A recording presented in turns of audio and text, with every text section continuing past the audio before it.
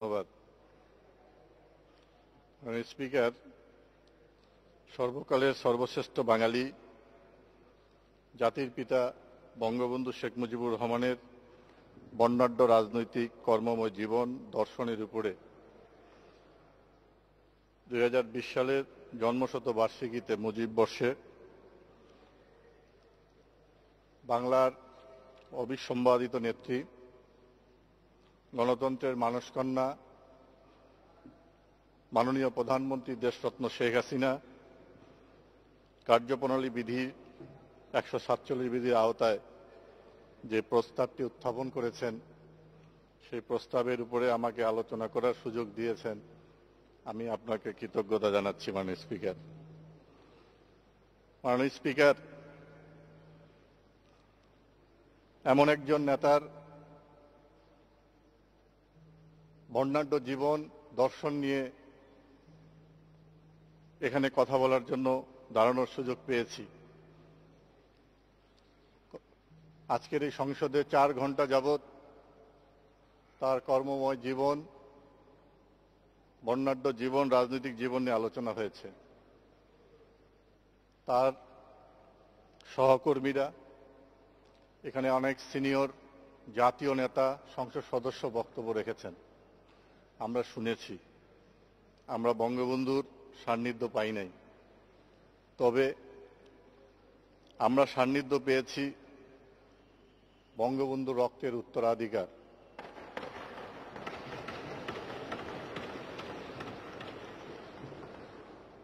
আমাদের 16 কোটি মানুষের আস্থার ঠিকানা, নির্ভরতার ঠিকানা বিশ্ববরেণ্য নেতৃত্ব দেশরত্ন শেখ হাসিনার।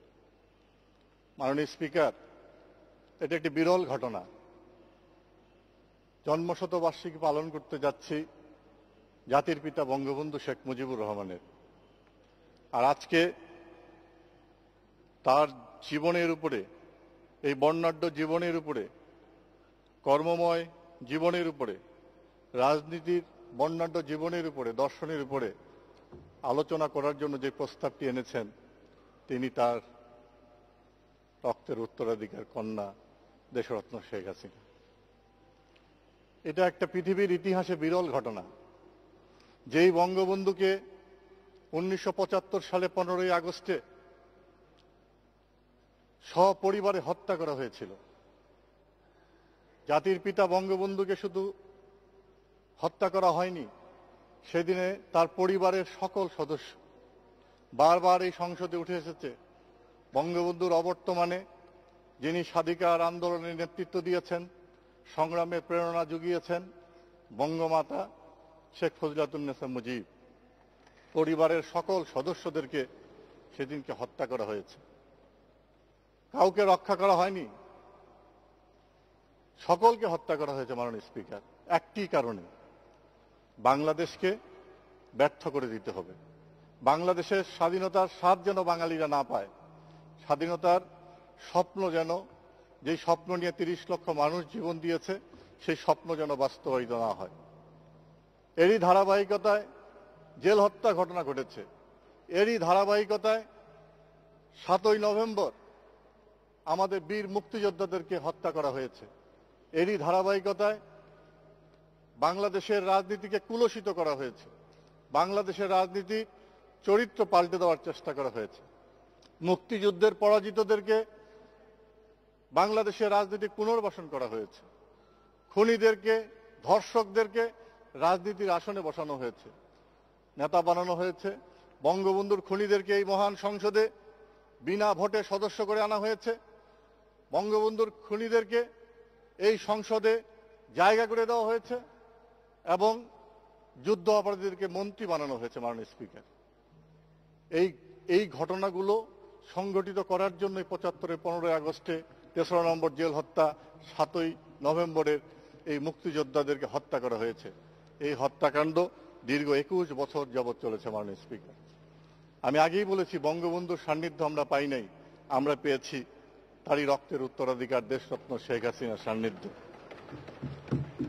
এখানে যে আমরা বক্তব্য শুনেছি মাননীয় স্পিকার, বঙ্গবন্ধুর জীবনের ইতিহাস থেকে যা জেনেছি, বঙ্গবন্ধু কোনো মেকানাইজ নেতা ছিলেন না। বঙ্গবন্ধু ছিলেন প্রকৃতি থেকে গড়ে ওঠা এই আকাশ বাতাস, এই মাটি, এই মানুষের কে ধারণ করেছিলেন এবং বাংলাদেশে তিনি অবিসম্বাদিত নেতা হয়েছেন, জাতির পিতা হয়েছেন। আমরা অনেক মেকানাইজ নেতা দেখেছি, তারা বাংলাদেশের কিছুই দিতে পারেন নাই। ৭৫-এ ১৫ই আগস্টে বঙ্গবন্ধুকে হত্যা করার পরে এদেশের মানুষের গলা চিপে ধরা হয়েছিল। ৭৫-এ ১৫-এ ৩রা নভেম্বর হত্যা করা হয়েছে, মুক্তিযোদ্ধাদের হত্যা করা হয়েছে, সমগ্র বাংলাদেশকে আতঙ্কিত করা হয়েছিল যেন বঙ্গবন্ধুর হত্যার কেউ বিচার চাইতে না পারে, বঙ্গবন্ধু হত্যার কেউ যেন প্রতিবাদ করতে না পারে। কিন্তু তাদের সেই প্রচেষ্টা সফল হয়নি। মাননীয় স্পিকার, আজকে মহান নেতার জন্ম শতবার্ষিকী আমরা পালন করছি রাষ্ট্রীয়ভাবে।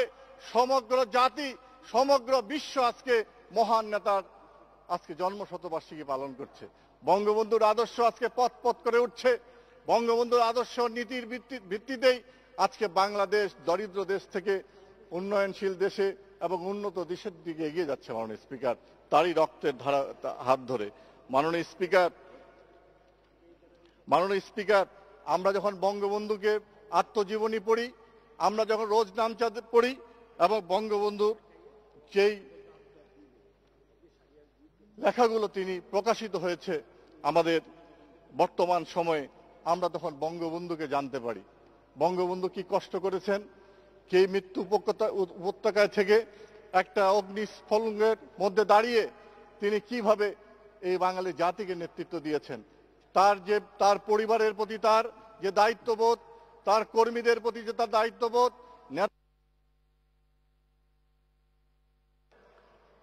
মাননীয় 3 মিনিট বলুন। ধন্যবাদ মাননীয় স্পিকার। তার যে চিন্তা ভাবনা সেগুলো পরিস্ফুটিত হয়ে উঠেছে। মাননীয় স্পিকার, আমরা বঙ্গবন্ধুর আদর্শের রাজনীতি করি, আমরা দেশরত্ন শেখ হাসিনা, আমরা বঙ্গবন্ধুর প্রতিচ্ছবি তার মধ্যে পাই। আমরা মনে করি বঙ্গবন্ধু পাইনি, কিন্তু দেশরত্ন শেখ হাসিনা আমাদের সামনে আছেন। আমরা সেগুলো অনুসরণ করার চেষ্টা করি। মাননীয় স্পিকার, আমরা অনুকরণ করার চেষ্টা করি। বঙ্গবন্ধু যা চেয়েছিলেন একটি সোনার বাংলা গড়ার জন্য, সেই সোনার বাংলা গড়ার জন্য আজকে দেশরত্ন শেখ হাসিনার নেতৃত্বে আমরা কাজ করছি। মাননীয় স্পিকার, আমরা খুবই সৌভাগ্যবান যে আমরা কিছুই করতে পারি নাই। আমরা মুক্তিযুদ্ধ হতে পারি নাই, আমরা স্বাধীনতা সংগ্রামের কর্মী হতে পারি নাই, তবে আমরা দেশরত্ন শেখ হাসিনার নেতৃত্বে, আমরা তার নেতৃত্বের প্রতি আস্থাশীল বিশ্বাসী থেকে আমরা কাজ করার চেষ্টা করেছি।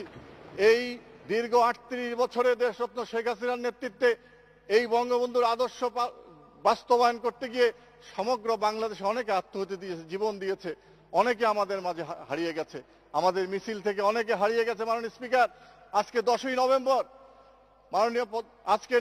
মাননীয় প্রধানমন্ত্রী সেদিনকে স্বৈরাচারের বিরুদ্ধে আন্দোলন করছিলেন, তার গাড়ির সামনে থেকে শহীদ নূর হোসেনকে গুলি করে হত্যা করা হয়েছিল। সেই গুলি করা হয়েছিল দেশরত্ন শেখ হাসিনাকে হত্যা করার জন্য। সেই নূর হোসেনের সেই যে তার অন্যায় ছিল, স্বৈরাচার মুক্তি পাক, নিপাত যাক, গণতন্ত্র মুক্তি পাক, এই কথাটি বলার জন্য তাকে হত্যা করা হয়েছিল। আজকের মাননীয় প্রধানমন্ত্রী সেই আন্দোলনের নেতৃত্ব দিয়েছেন। 19 বার তাকে হত্যা করার পরিকল্পনা করা হয়েছে, আক্রমণ করা হয়েছে, গ্রেনেড হামলা করা হয়েছে, কিন্তু বাংলাদেশের মানুষের সমর্থন নিয়ে আজকে বাংলাদেশকে তিনি বিশ্বের মানচিত্রে মাথা উঁচু করে দাঁড় করিয়েছেন। আমরা গর্ববোধ করি যে বঙ্গবন্ধুর রক্তের উত্তরাধিকার পৃথিবীর যেখানেই যান না কেন তখনই সেখানে সম্মানিত হন, বাংলাদেশকে সম্মানিত করেন। যেইভাবে বঙ্গবন্ধু সমগ্র পৃথিবীকে তাক লাগিয়ে দিয়েছিল, একটি তৃতীয় বিশ্বের দরিদ্র দেশের একটি সরকার প্রধান হয়ে, একজন নেতা হয়ে সমগ্র পৃথিবীতে যেইভাবে তিনি আলোকিত হয়েছিলেন, সমগ্র পৃথিবীর কাছে যেভাবে তিনি মানুষ পুত্রে পরিণত হয়েছিলেন, একইভাবে তারই ধারাবাহিকতায় আজকের প্রধানমন্ত্রী যখন দেশে দেশে বিভিন্ন জায়গায়, বিশ্বের বিভিন্ন জায়গায় যখন যান, তিনি সমাদৃত হন, তখন আমরা গর্ববোধ করি, আমরা অহংকার বোধ করি বঙ্গবন্ধুর রক্তের জন্য। আজকে মাননীয় প্রধানমন্ত্রী দেশরত্ন শেখ হাসিনা এই সংসদে দাঁড়িয়ে কথা বলেছিলেন, রক্ত কথা বলে। সত্যি মাননীয় স্পিকার, রক্ত কথা বলছে, সমগ্র পৃথিবী দেখছে বঙ্গবন্ধুর রক্ত কথা বলছে এবং বঙ্গবন্ধুর রক্ত কথা বলবে। বঙ্গবন্ধুর আদর্শ এবং নীতির ভিত্তিতেই এই বাংলাদেশ সোনার বাংলা হবে। মাননীয় স্পিকার, আপনাকে ধন্যবাদ। জয় বাংলা, জয় বঙ্গবন্ধু। ধন্যবাদ ধন্যবাদ মাননীয় প্রতিমন্ত্রী, আপনাকে অসংখ্য ধন্যবাদ আপনার সুন্দর বক্তব্যের জন্য। মাননীয় সদস্যবর্গ, মাননীয় প্রধানমন্ত্রী ও সংসদ নেতা কর্তৃক গত ৯-১১-২০২০ তারিখে উত্থাপিত কার্যপ্রণালী বিধির ১৪৭ বিধির আওতায় নিম্নলিখিত সাধারণ প্রস্তাবের উপর আলোচনা আজকের মতো এখানেই শেষ হলো। সংসদের বৈঠক আগামীকাল ২৬শে কার্তিক ১৪২৭ ১১ই নভেম্বর ২০২০ বুধবার সন্ধ্যা ৬ ঘটিকা পর্যন্ত মুলতবি করা হলো। আপনাদের সহযোগিতার জন্য আন্তরিক ধন্যবাদ। আসসালামু আলাইকুম রহমতুল্লাহ।